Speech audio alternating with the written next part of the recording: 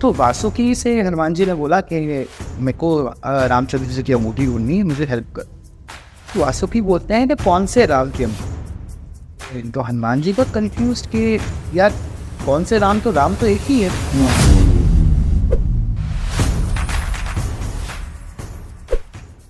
तो hello guys, welcome back to our channel. चार लोग क्या कहेंगे। आज कैमरे के सामने चार लोग तो नहीं है क्योंकि एक बंदा कैमरे के पीछे है, क्योंकि आज 5 लोग नहीं थे तो किसी को तो कैमरा संभालना पड़ेगा। तो आज का हमारा टॉपिक काफ़ी ज़्यादा इंटरेस्टिंग है। आज हम बात करने वाले हैं मल्टी डायमेंशन के बारे में। मल्टी डायमेंशन एक ऐसा टॉपिक है जिसके बारे में जितनी बात भूली जाए उतनी कम है। मैं इसको शॉर्ट में एक लाइन में बता देता हूँ। मल्टी डायमेंशन इज़ अलग अलग दुनिया का होना, वास्तविकता में अलग अलग दुनिया का होना, हमारे जैसी एक और दुनिया का होना। It's a multi dimension, parallel universe. But ये भी कहा जाता है कि जो मल्टी डायमेंशन का कॉन्सेप्ट है ये कहीं ना कहीं हमारे हिस्ट्री में भी मिलता है। तो मैं पूछना चाहूँगा रजत भैया से कि हमारे हिस्ट्री में इसका रेफरेंस कहाँ मिलता है। पहले तो मैं क्लियर कर दूं ऑडियंस को कि वो कंफ्यूज हो रहे हैं थोड़ा सा। हम लोगों ने रामायण को हिस्ट्री माना है, हम 4 लोगों ने। रीजन क्योंकि रामायण के सबूत मिले, ठीक है। कुछ लोग उसको और हमने महाभारत को भी हिस्ट्री माना है क्योंकि इसलिए मैंने उसे माइथोलॉजी ना बोलते हुए हिस्ट्री बोला।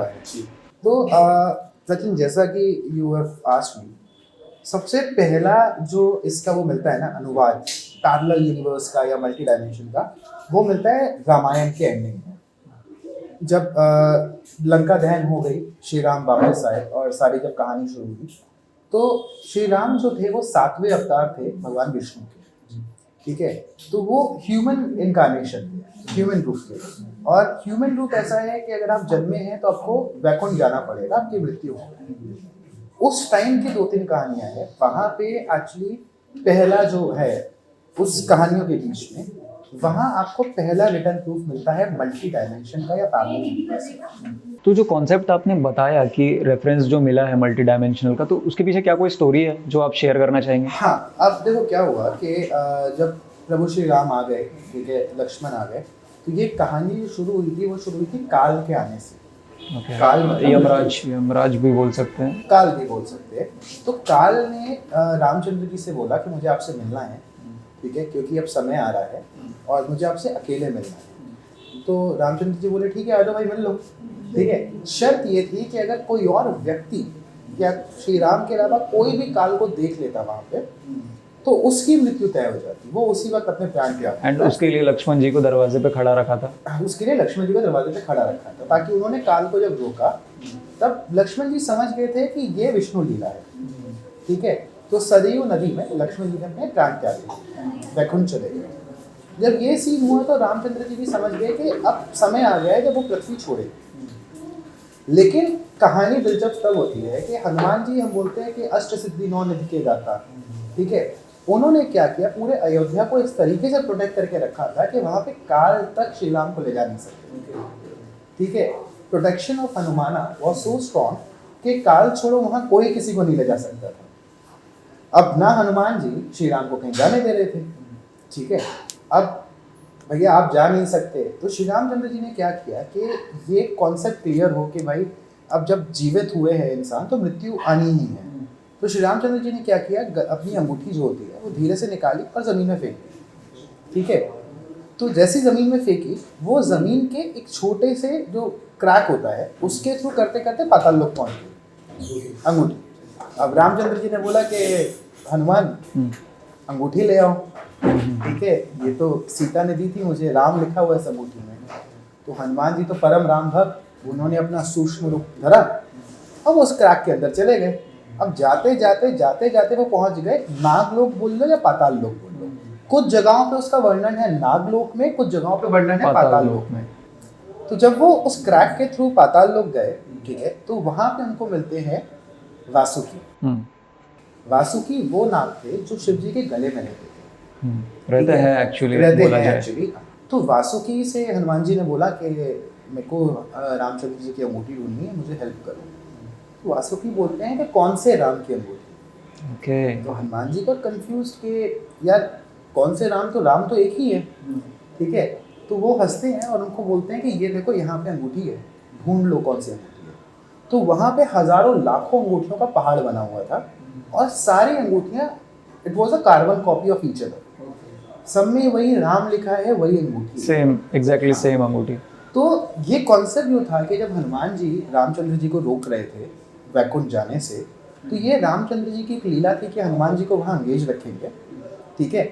और ये सिर्फ एक यूनिवर्स में नहीं हो रहा था, ये मल्टी यूनिवर्स में एक साथ हो रहा था। इसलिए जब वो वहाँ पहुंचे तब उनको पहाड़ दिखा अंगूठियों का। तो यहाँ पे पहला कॉन्सेप्ट मिलता है मल्टी डायमेंशन का, रेफरेंस मिलता है मल्टी डायमेंशन का। और फिर उसके बाद क्या हुआ कि इसी समय की बात है कि जब हनुमान जी पहले रामचंद्र जी को रोक रहे थे, तो क्या लोग कहते हैं कि हनुमान जी क्यों चिरंजीवियों में से एक हैं। उसका भी रीज़न ये था कि उनको आशीर्वाद मिला था, माता सीता ने आशीर्वाद दिया था कि जब तक राम का नाम इस धरती पे रहेगा, हनुमान इस धरती पे रहेंगे। तो जब तक राम का नाम इस धरती पे है, हनुमान जी इस धरती पे हैं। अब वो जब 10वें अवतार होंगे, कल्कि अवतार, वो कल्कि अवतार के साथ हनुमान जी फिर इस दुनिया को जीरो से सेटल करने में हेल्प करेंगे। हनुमान जी इवन महाभारत में भी उनका एक रोल था और काफ़ी कम लोगों को पता है। तो महाभारत एरा में जब कृष्ण जी युद्ध के लिए अर्जुन का रथ लेके गए थे, तो उन्होंने हनुमान जी की पूजा करी थी और हनुमान जी को हेल्प करने के लिए बोला था।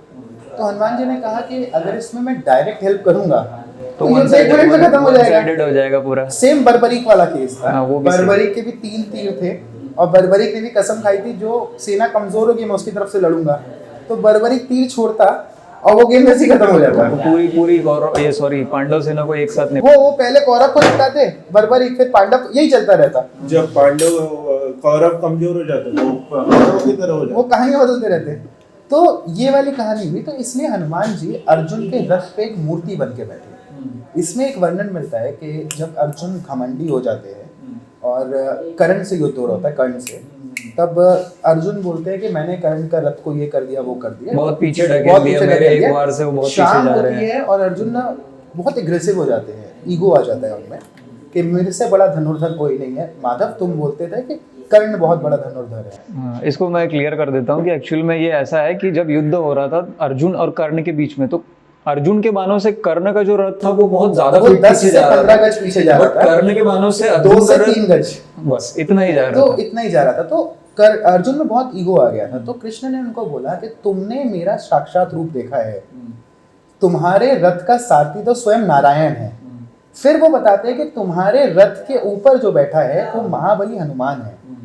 उसके बाद भी अगर तुम्हारा रथ 2 से 3 गज पीछे जा रहा है तो ज्यादा बड़ा धनुर्धारी कौन होगा। सोचो अगर वो नहीं होते तो क्या होता। रथ खत्म हो जाता। इवन महाभारत के एंडिंग में भी जब इन्होंने बोला, जब महाभारत खत्म हो गई, तो उन्होंने बोला कि पार्थ अपना धनुष और अपना बाण निकाल लो और नीचे आ जाओ और रथ को प्रणाम कर दो।